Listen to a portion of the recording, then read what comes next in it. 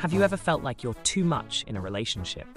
Too emotional, too sensitive, or too afraid of being left behind? Or maybe your partner seems anxious, needing constant reassurance and clarity. Today, we're diving into how anxious attachment impacts communication, and more importantly, how to make it better.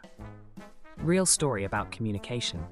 He is anxious, concerned, he is going to say the wrong thing, dodges emotional issues, she wants a heart connection. Jason always tried to be a good partner. He showed up, paid the bills, remembered her birthday. But when it came to emotions, he froze. Every time Rachel asked, "What are you really feeling?" his chest tightened. His mind raced. What if I say the wrong thing? What if I make it worse? So instead of sharing, he'd dodge. It's nothing, I'm fine, let's not fight. But Rachel didn't want to fight, she wanted connection.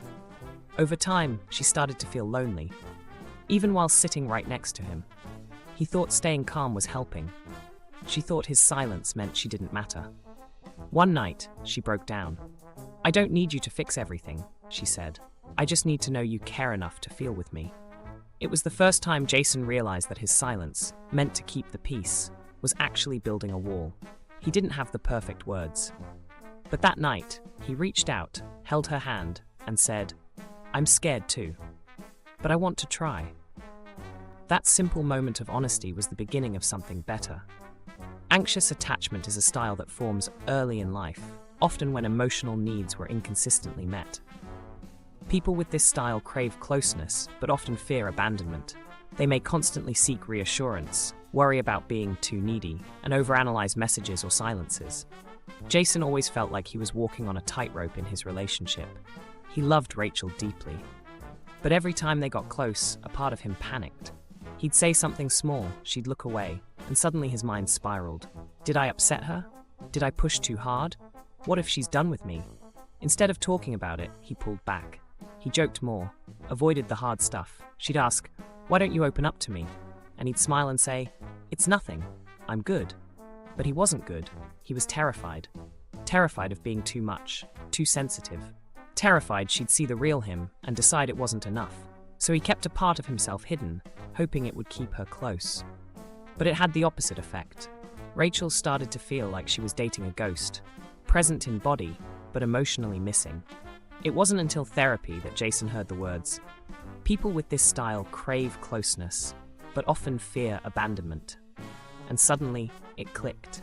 He wasn't broken, he was protecting himself. But to have the love he wanted, he'd have to risk being seen. This isn't weakness, it's a protective response shaped by experience. But it does affect how we communicate, misreading signals, feeling ignored, becoming overwhelmed by small things. Let's be honest, communication gets tricky with anxious attachment. Even a delayed text reply can spiral into anxiety. A neutral tone might feel cold.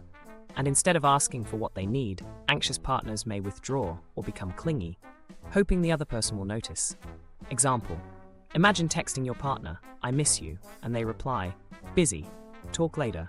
Instead of reading it at face value, the anxious mind might panic. Are they mad? Are they pulling away? Did I say too much? It's not drama, it's fear, and it deserves compassion, not shame. Here's the good news. Communication can heal anxious attachment. Start with openness.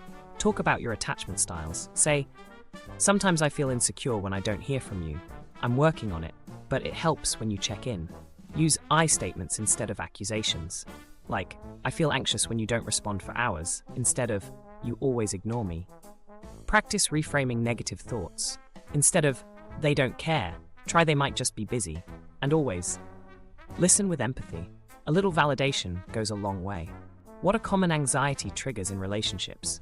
Silence, sudden changes, a short tone of voice, not feeling prioritized. Step 1, name them. Step 2, talk about them.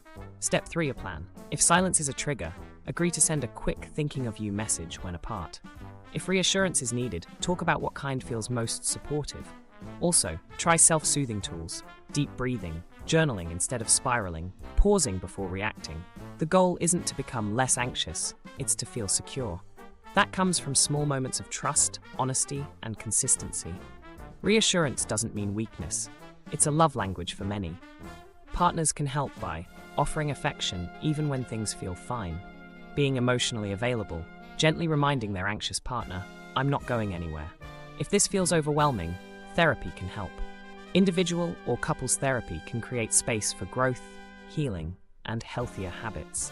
Communication isn't just about talking, it's about understanding how we feel, what we need, and how to connect with one another. Anxious attachment is just one part of your story, and with compassion, patience, and practice, you can turn it into a strength. Want to go deeper? Check out the free worksheet in the description below. It's designed to help you reflect, connect, and grow. Subscribe for more videos on healthy relationships and attachment styles. Leave a comment. What's helped you communicate better?